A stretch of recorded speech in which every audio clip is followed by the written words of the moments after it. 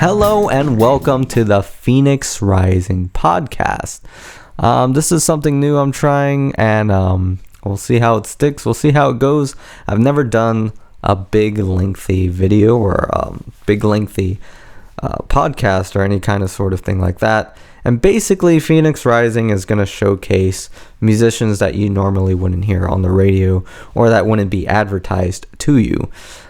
So it's pretty tough to start up. Pretty tough to find some musicians, and I'll get into that.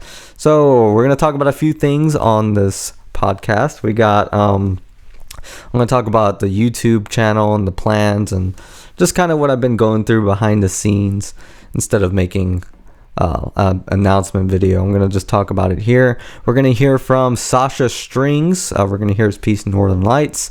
And we're also going to hear my thoughts on BTS, which is a question I get all the time, and X Japan's new album, why I think it's taking so long to come out.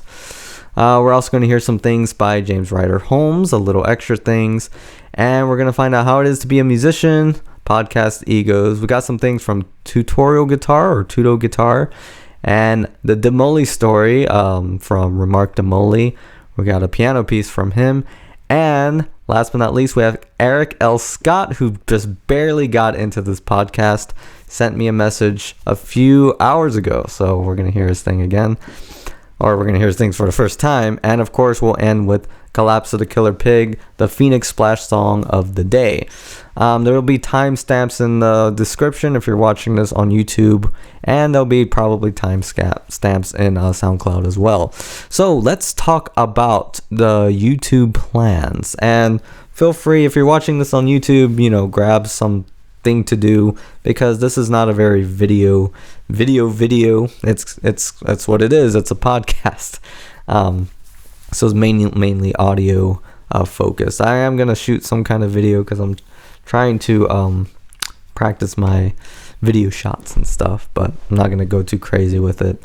Basically, what I've been doing with YouTube, there's been a lot of behind the scenes stuff going on. Basically dealing with copyright stuff. You may have noticed that this video is not monetized. Ever since I started uploading regularly, I have not earned a dime. Basically because my tax stuff is it has to be manually reviewed, and it's been like that for like 2 years, and I don't think it's ever going to change. So I might just stop monetizing the videos because I'm not making any money, and the ads are just getting in the way of people watching the content, and someone else is profiting from them but not me, and it's just kind of getting on my nerves. As far as the other videos themselves, musician battles kind of in jeopardy. System of a Down went crazy. Or not crazy, but they pretty much took ownership of the Utada versus Sheena musician battle, which is ironic because they only come out at the very end. And Utada went, I don't know, whoever, maybe it was a butthurt fan or something, but someone from Utada's staple or whatever really went after that video. Of course, I fought all the claims. One of their claims was actually for one of my songs, Dancing in the Fool's Paradise. They claimed that it was theirs, and I just pretty much rebutted, and they went away real quick. But System of a Down kept on. So that video is theirs now. That's really weird, but that's what it is. Okay, so we're gonna start listening to some music. Let me see, where is he?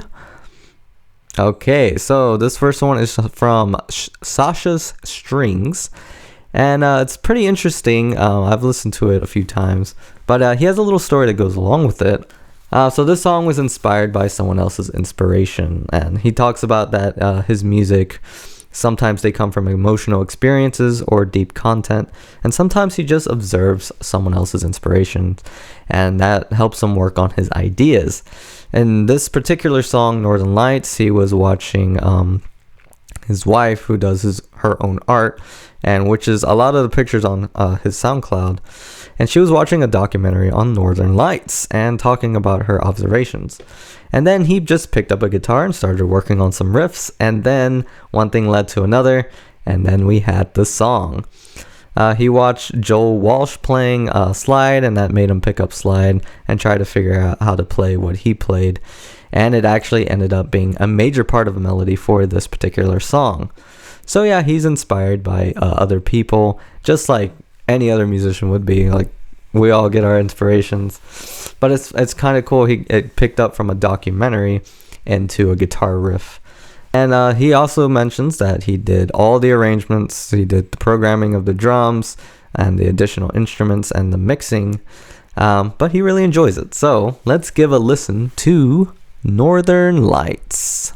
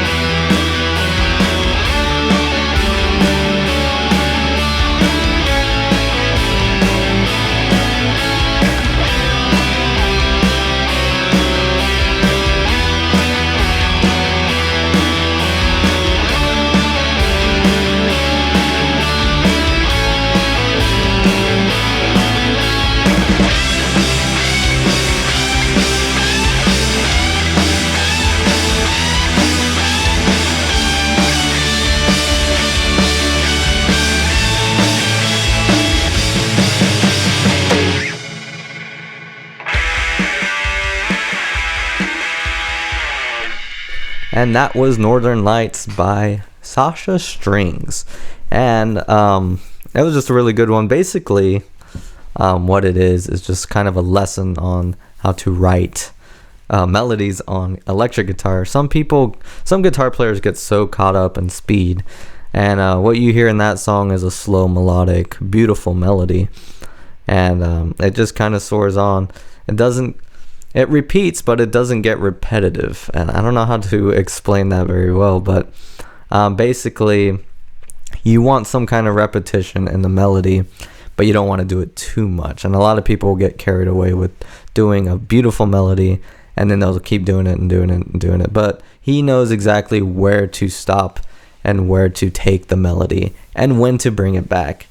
And I know a lot of my listeners out there like their guitars, so that one is a very guitar heavy song, and it's just a really great one. So you could find Sasha Strings on SoundCloud with soundcloud.com/Sasha Strings, and take a listen to all that music up there. This is a pretty good composer.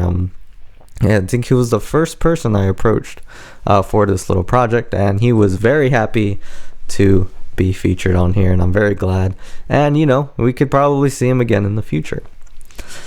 Okay, so moving on, I want to talk about my thoughts on BTS. For those of you who don't know, BTS is a K-pop group, and why would people ask me what I think about them? Basically, the most popular video on this channel is a video of me trashing K-pop, and BTS is one of the biggest ones, and I did not mention them.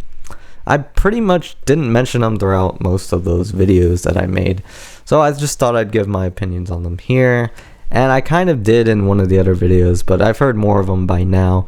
And basically, I kind of see them as the Bruno Mars of K-pop, not like song styles, but like as far as them being their own thing and them doing their own thing and them taking charge of their own destiny, and as a result of that, they've become so popular. And it's kind of, I admire that. I don't like every one of their songs, but when it's something I don't like, it's a stylistic reason. It's never because, oh, they're lazy about this or that. Like with G-Dragon, he's kind of taking popular motifs and reusing them for marketing purposes. But BTS, I don't get that from them. Whenever I don't like a song by them, it's usually because of stylistic stuff. But I respect everything that they do. And funny thing, the YouTube Rewind thing used one of their songs. Didn't say it was BTS, they just called it K-pop. And that's just kind of, I don't know what to feel about that, but it kind of makes sense, like why people would get really mad at that. You have a hardworking K-pop group, and they are just that's just all K-pop. And I get that, like when people hear loud guitars, that's just rock and roll. They're not, it's just it's just representing a genre. But my opinion, I mean, I'd be honored if one of my songs represented an entire genre. But that's just my opinion on that. Moving on to X Japan's new album. What is the holdup? Well, every time they talk about it, they say it's pretty much complete. Recording is completed. He always words it like that. And there's a lot to do after recording, obviously, like mixing and editing. But honestly, I think the holdup is legal reasons and like advertising and getting the rights and all that stuff. Toshi's such a complex machine right now. And another thing that may be holding them back is their health. And sometimes I wonder if they could even tour. Yoshiki's so broken these days. His technique has gotten so much better over the years. He used to use like tons of arm. Now he's using a lot of wrist and finger. And but yeah, it's a lot of stuff to consider. And they've had songs like Jade and a lot of other songs already released as singles.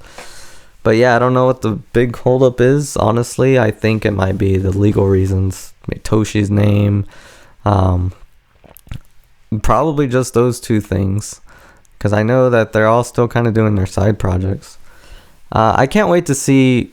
Like, I'm hoping that other, like I know Sugizo is gonna compose for the album as well. But I want to see like a Pada composition. We haven't seen one of those such a long time for X Japan. Of course, Pada does his own thing.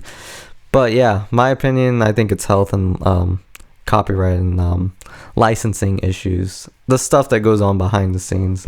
Albums take a long time. The composition is one thing, and then you have to consider everything else after it. But yeah, I think it's just the other stuff that's the holdup. All right, so we're gonna move on to another song. And let me pull up him. So this one is titled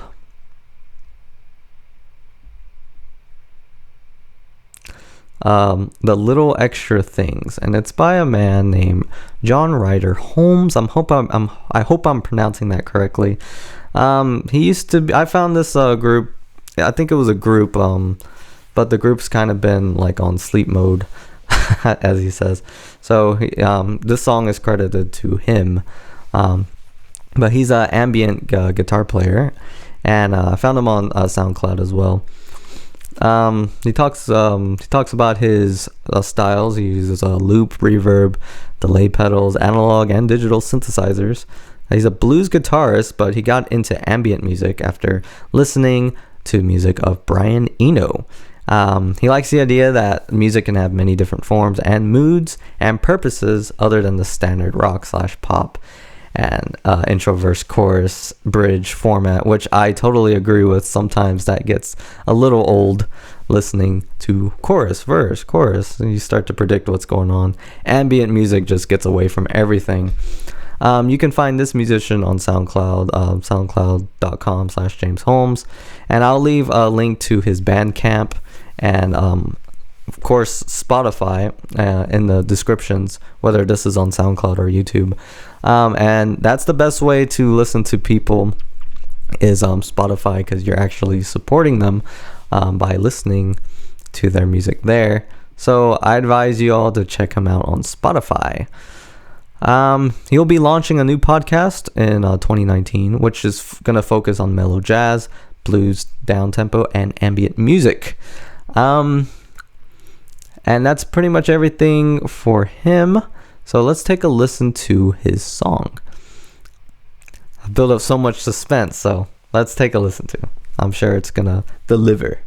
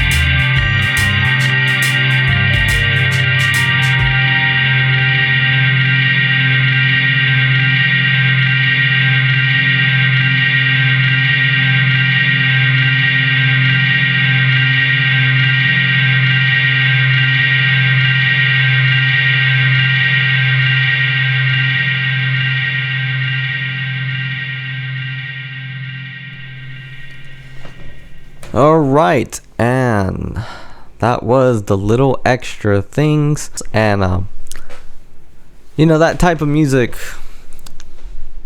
I just love it. Like, honestly, you can really just lose yourself in that music.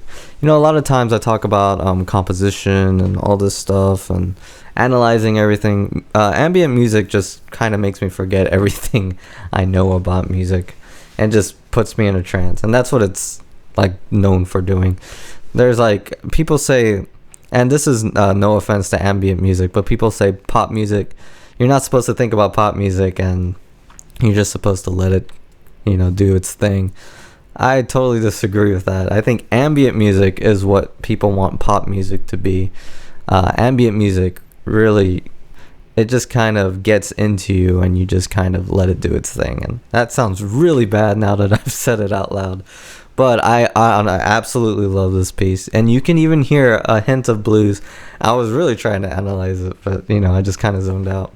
And it's one of those songs you could just put in the background and, you can study to it, you can analyze it, you can just, it's a really good song. It's really mellow, and he has more of that music on his SoundCloud. And again, all his stuff is linked in the description, whether it be on the SoundCloud or on YouTube. You can just go ahead and check out his stuff. Again, listen to him on Spotify, and he will be making that podcast in 2019 that will have a lot of relaxed music and a lot of genres of jazz, blues, and my favorite, ambient music. So I just thought I'd talk a little bit about how it is to be a musician, and kind of how this podcast even started. I kind of started this thing because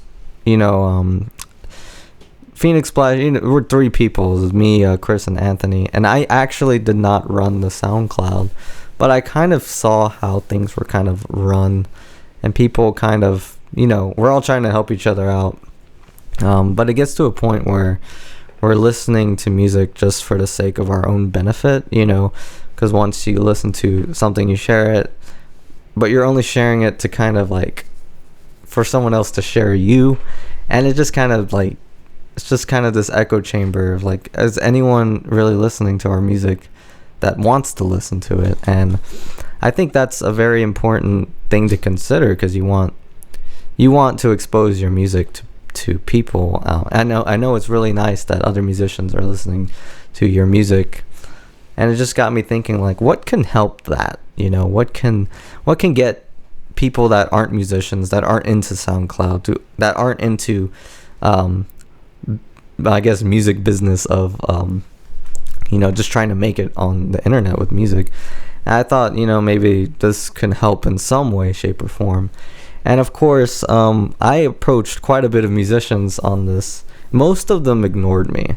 And I know why, because there's a lot of like these fake, they're not fake, but there's a lot of these people that say, hey, your music is so good, how would you like it to be on this podcast or on this radio station? And you go, oh, they really like my music. And then when you actually follow up with them, there's like, oh, here's a fee that you have to pay to get your song on the station. And then you find out that people make money off musicians in that way. They try to get them. And I've done that before, and I've never even heard my song on that thing, on that station before. I wish I could remember. It was a long time ago. Those Lonely Oni, if anyone remembers that song by me. And you start to think, oh, they listened to the first song on the profile and then just said that it was good. And I know this for a fact, because once we started making like videos on video games and stuff, I would get messages, oh, your song, the Shenmue toy analysis, was so good. I'm like, that's not a song. And you want to put it on a radio station, they don't listen to your music. So I get why people kind of ignored my messages, especially on SoundCloud, because they're all over SoundCloud. And then you get like fake booking agents that try to get you into pyramid schemes. And it's just everyone's trying to make a buck off of you, because most musicians, they might have a friend or two that will pay a ticket to go see them. And it's just this big, what do you do with it? And it's all over the internet. And of course, on top of that, there's also egos from other musicians that you work with personally. especially when you're starting out. I know in music school, everyone was a critic of everyone, and no one said anything positive about anyone except, I don't mean to preach myself, but I always made an effort to say everything I liked about something. And then if I wanted to give criticism, I would actually make it constructive. Like, instead of saying, there was a lot of this saying going around in my college circles that the song just doesn't have it, but they would never describe what it is. And whenever I said something, I would go like, oh, it can use like some more dynamics here. Oh, excuse me. But yeah, it's just like stuff like that. That gets in the way, and it kind of becomes a little competition with each other, especially people getting signed. Oh, I got signed by this company, and oh, we're gonna do a tour. They're owned by Disney, and like, I guess we're all kind of a little delusional. Like, we all want that movie moment where someone just snaps their fingers and everything gets made for us, like music videos, promotion, and everything. When in reality, like, you have to kind of just devote your life to go to California and play the same music that's popular. Like, I don't know how to like make that movie moment. I don't even know if it exists anymore. But that's how it is to be a musician these days. Making money as a musician is pretty tough. Although I've done pretty well, but making like anything out of it is pretty tough. Especially when you want to make like original compositions. But speaking of, sometimes music composition comes in spurts, and I can tell you firsthand that I've had dozens of papers with just scribbles on them, and then I've never looked at those songs again. The next two musicians, they're not going to feature complete or full songs. One of them is a man named, or a YouTube channel that goes by I think it's like a Tutoguitar. I'll put the link in the description to his YouTube channel. He has some guitar exercises and stuff, and we're going to hear some of his riffs, some of his ideas that could maybe be made into a song one day. And we're going to hear a song after him that only exists on paper. So we'll see how that goes. But let's listen to Tutoguitar's some of his guitar riffs. Let's take it away.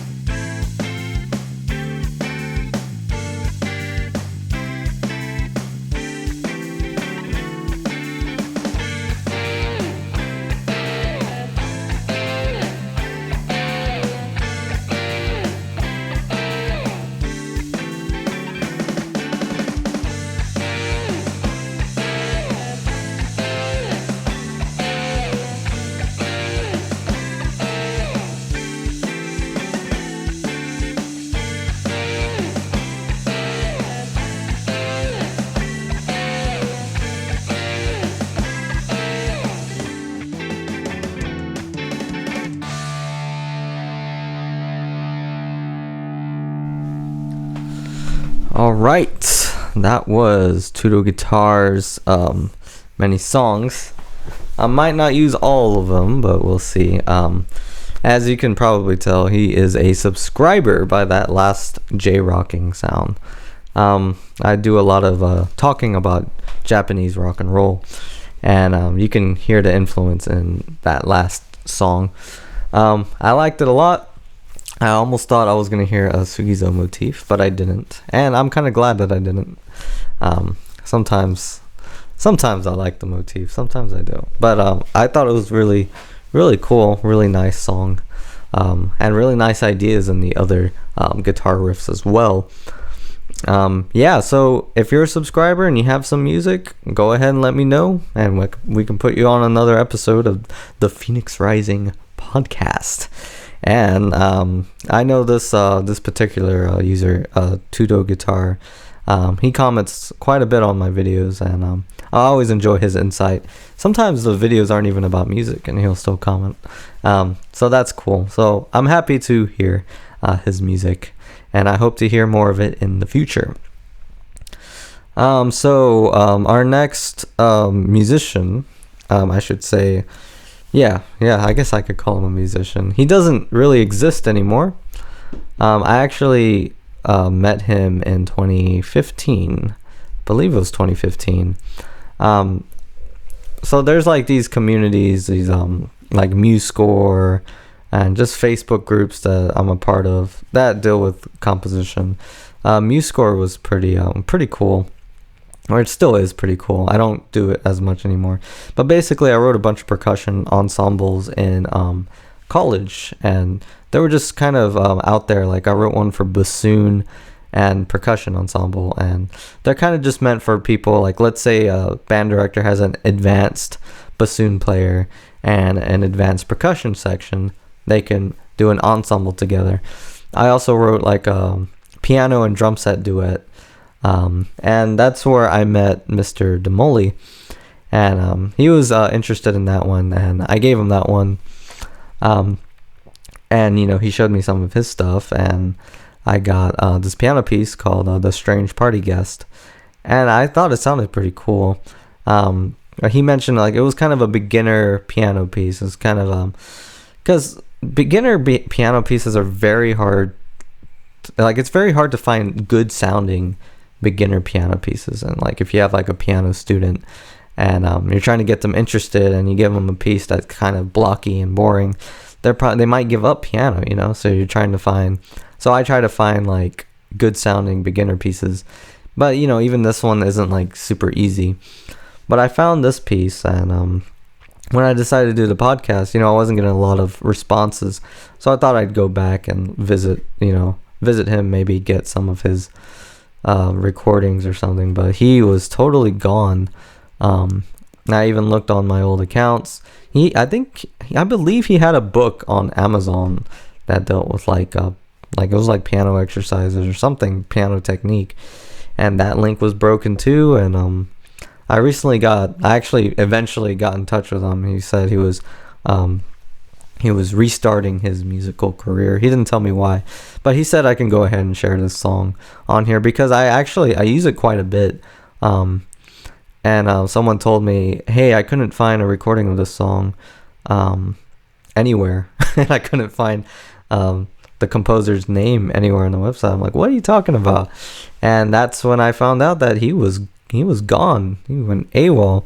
And I get it, I don't know what he did to make him want to restart his music career, but I've heard of people like just renaming their whole brand, and obviously he wanted to do that. So I'm not going to give out the name of him now because he wants to separate himself from the Demoli name.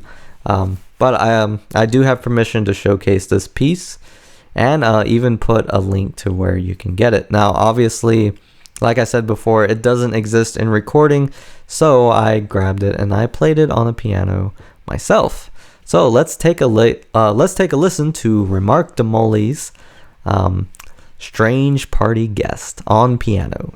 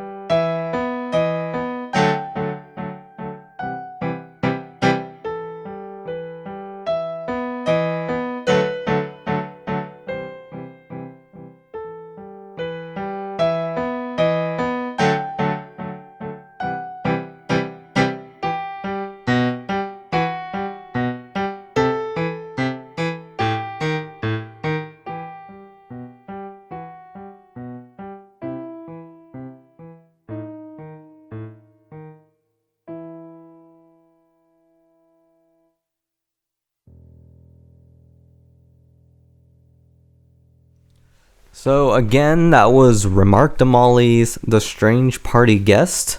And like I said before, it's a very simple piece, but it has a lot of layers. So if you're interested in picking up a piano piece, maybe you haven't played piano at all, and you're interested in just learning some song and you don't know where to start, I actually recommend this song to start with. I'll put a link to a PDF of where you can download it. I have his permission to do that. And yeah, maybe yeah. So if you're interested in piano, go ahead and check that out. Our next musician is Eric L. Scott, and I just barely got this guy to be in this podcast. He replied kind of late, but I snagged it as fast as I could because I really like this one. And we're kind of moving from guitars to piano sounding songs, and this one is kind of piano heavy, and is called El Hero. Eric L. Scott is from Canada, and he creates music through digital means. So none of this is hand played. It's all created with MIDI and samples and stuff like that. But he aims to emulate a live performance.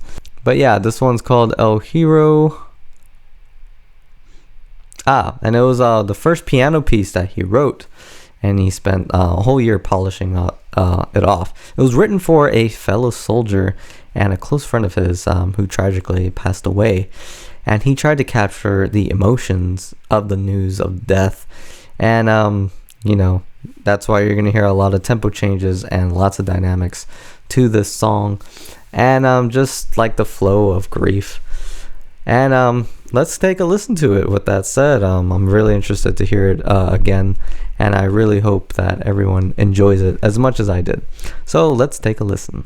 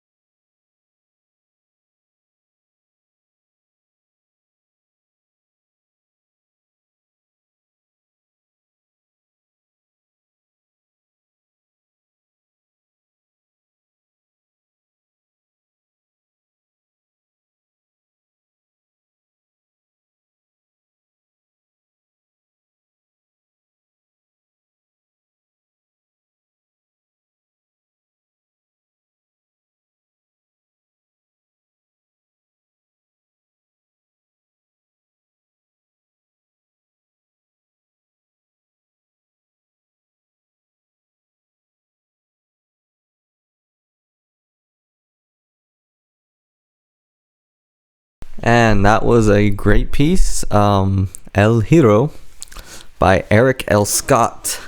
And it's just, when listening to that piece, it just really makes me want to start writing piano pieces again. Like I mentioned before, he made an emphasis that this was not played by a real person. It was a synthetic instrument. So it kind of makes me wonder, like, I get ideas. When I listen to stuff like this, I get ideas. Oh, what can I do to the piece? Or what would I do here? What would I do there? Like, as a piano player. And it just really gets my mind thinking like that. It's a very, very beautiful composition. And like I said, this podcast is like, it's to celebrate composition. So even if you want to submit music to this, and it's, just MIDI or something, that's totally fine. As you saw with our Mr. Demoli, even if it's just paper, I might throw it on the piano and give it a read and try to play it as well as I can. That one was really good, though. That's my second time listening to it. Really emotional. Almost brings a tear to my eye, especially hearing the story behind it. And me, I love tempo changes. I love dynamic changes. That song has everything I like in it, and I'll probably be listening to it more. So you can follow L. Scott on, or Eric L. Scott on Facebook, / The Faceless Pianists. You can also get him on Tumblr, Music Compositions, Eric Scott on Tumblr, and Twitter, Eric Scott 201, and Instagram, Eric L. Scott, and I'll put all those in the description on SoundCloud and YouTube. And it's just very fun, a very fun experience with this, listening to a lot of music, and I'm glad that people responded. I was getting kind of scared a little bit. Just doing all of this, it's just really fascinating. The musicians that did respond, they really appreciated it. I took time to listen to it, and that's how we all feel, like when someone listens to our song and takes interest in it, it makes us feel the best, it makes us feel amazing. And I know when people take time to listen to my stuff on Spotify and anything, like, it feels great, especially when you hear positive stuff about it. You hear a lot of negative things too, but when the negatives come, you kind of take it as like a challenge, and when the positives come, it feels really good, and there's no better feeling than that. So I think we'll end today's with the Phoenix Splash song of the day. And I didn't plan for all the songs to be instrumental, but everyone that replied to me was instrumental, so it kind of just happened like that. So I thought I'd share an instrumental Phoenix Splash song titled Collapse of the Killer Pig. And speaking of criticisms, one of the criticisms I got with music composition is that I change keys too much and kind of use that as a crutch to carry the song on. So with Collapse of the Killer Pig, I stay in the exact same key the entire song and did not use any key changes.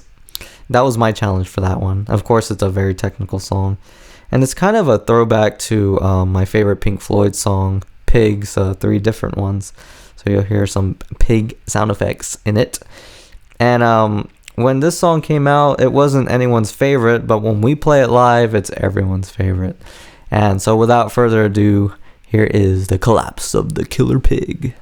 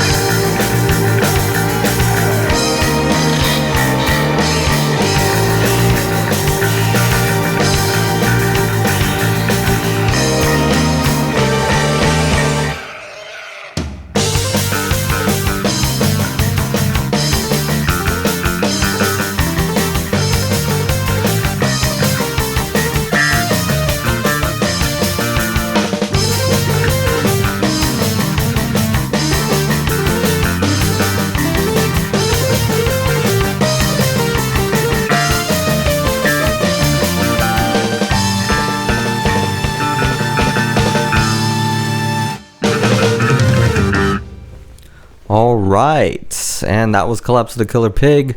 Anthony Matu on drums, Chris the Pocket Master, I should say, on the bass, and My Sorry Butt on the keyboards. And when I was listening to that song, I kind of saw a theme. Not many of the songs that we heard today changed keys all that much. They were all kind of like they kind of stayed in the same key and just developed in that key. And with the exception, I think, of one of Tutoguitar's his last song.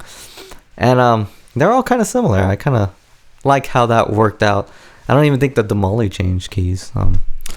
That's why I keep calling I call classical pieces by the composer's last name for some reason. So I call Strange Party Guest the Demoli. But yeah, every song I heard today was terrific. Like everything. When I go search songs, I'm not looking for anything specific. Like I'm not looking for any genre that this podcast is going to represent. Like it's not going to be just a rock genre or just ambient or just instrumental. I know everything today was instrumental, but I eventually want to get some vocalists on here. But I think we should just listen to music and not think about genres, I think that's one of the problems listeners have. We think about genres too much. When I was a kid, I was like, why is everything got to be one genre? Why is this? Why is that? I was a very Kurt Cobain kid. I questioned everything. Now that I'm older, I see that genres have a way into marketing. And that's why genres exist. But I still don't fall. I still haven't matured to write for one specific genre. I just like playing with music and playing with genres. I get a lot of that from Sheena Ringo because she does the same thing. She just makes music and doesn't think about genres. And a lot of these players here, you can kind of hear that within their music too. They're just making music. And they're making music that they want to do, and that's the beauty of these types of musicians.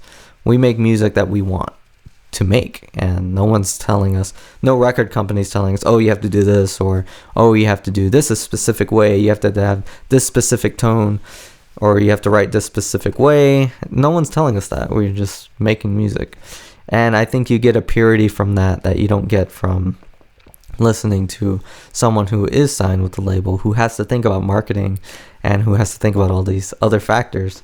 We're just making music because we want to, and I think you can get a lot out of that. Now, there are really great composers that are signed, of course, don't get me wrong, but you can find some treasures out there just by searching on SoundCloud. And let's see, how do I want to conclude this? If you have any music, or if you're a musician yourself and you want to be featured on this podcast, go ahead and send me a link to either a SoundCloud or a download of the song at phoenixsplash@yahoo.com. Let's see, I guess I should make some guidelines. Let's try to keep it like family friendly, which is probably why we're not going to see a lot of hip hop on here, because like I'm okay with cursing like a little bit, but I don't want the N-word on this channel because that gets everyone in trouble if I feature that. So if you're a hip-hop artist and you have a song that does not say the N-word, I will feature it. Same thing with the C word, what you call, just make sure it's, you can curse, you could say like damn or the B word. I can't, but you can say it. The more harsher curse words like the N-word, I don't want on this podcast. But yeah, if you have anything, even if it's just like a piece of sheet music or is it just an idea, I could feature it on here. We can talk about it. We can explore it and all that stuff. And also, if you have any tips for this podcast, do you think I should talk about more subjects? Do you think I should have more guests? Do you think I should have less guests? I honestly wanted 6 musicians, but now that I've done just 5, I think 5 is a pretty good limit, so I'll probably keep it at 5. And I don't want to keep this podcast going so long, so thank you for listening. Check out everyone in the description. All their links are there. Follow them everywhere. Listen to their music. They have great music. They have great music. These are great musicians. These aren't just people that are just barely picking up their instruments. These are pretty professional people, and you can hear it. You can hear their technique in their music and their composition. You can hear their passion. So listen to their music. Anyways, guys, thanks for listening, and I'll see you on the next episode. Take care.